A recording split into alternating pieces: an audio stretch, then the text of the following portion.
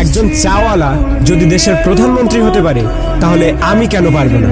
একটা ছেলে যে জঞ্জাল সাফ করার কাজ করত আর সে যদি বিশ্বের অন্যতম ক্রিকেটার হয়ে দেখাতে পারে তাহলে আমি কেন পারবো না? একটা মানুষ কোনো ডিগ্রি ছাড়াই শুধুমাত্র পেট্রোল পাম্পে কাজ করে ইন্ডিয়ার বেস্ট বিজনেসম্যান হতে পারে তাহলে আমি কেন পারবো না? হাই স্কুলের বাস্কেটবল টিম থেকে বাদ দিয়ে দেওয়ার পরেও যদি সে দুনিয়ার বেস্ট বাস্কেটবল প্লেয়ার হতে পারে তাহলে আমি কেন পারবো না?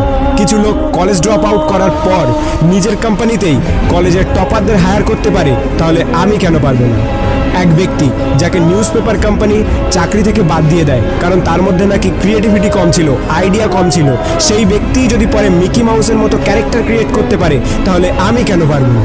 একটা মানুষ যার গার্লফ্রেন্ড তার সাথে ব্রেকআপ করে নেয় এবং তাকে সমস্ত সোশ্যাল সাইট থেকে ব্লক করে দেয়, কিন্তু সেই ব্যক্তি পরে দুনিয়ার সব থেকে বড় সোশ্যাল নেটওয়ার্কিং সাইট ফেসবুক বানিয়ে দিতে পারে তাহলে আমি কেন পারবো না? এক ব্যক্তি 999 বার ফেল হওয়ার পরেও হার না মেনে 1000 বারের মাথায় বাল্ব আবিষ্কার করতে পারে তাহলে আমি কেন পারবো না? দুবার বিজনেসে ফেল হওয়ার পরে ডিপ্রেশনে গিয়ে পরপর 8 বার ইলেকশনে হেরে গিয়ে 9 বারের মাথায় আমেরিকার প্রেসিডেন্ট হতে পারে তাহলে আমি কেন পারবো না? এক ব্যক্তি যাকে নিজের কোম্পানি থেকে তাড়িয়ে দেওয়ার পরেও যদি অ্যাপেলের মতো কোম্পানি গড়ে তুলতে পারে তাহলে আমি কেন পারবো না?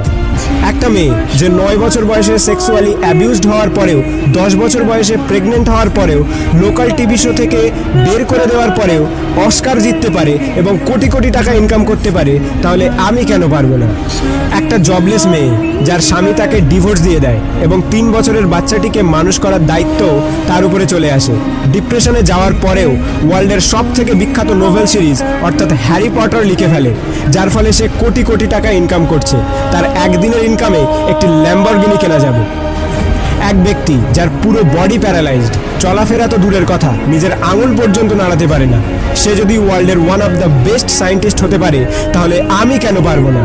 তোমরা সব জিনিসই অ্যাচিভ করতে পারো যেটা তোমরা করতে চাও, যার স্বপ্ন তোমরা দেখো, শুধু তার জন্য একটা আগুন দরকার, একটা স্পার্ক দরকার। নাথিং ইজ ইম্পসিবল, আর এই স্পার্ক তোমাদের নিজেদের মধ্যে আছে। তুমি নিজেই দোষী তোমার ফেল হওয়ার জন্য।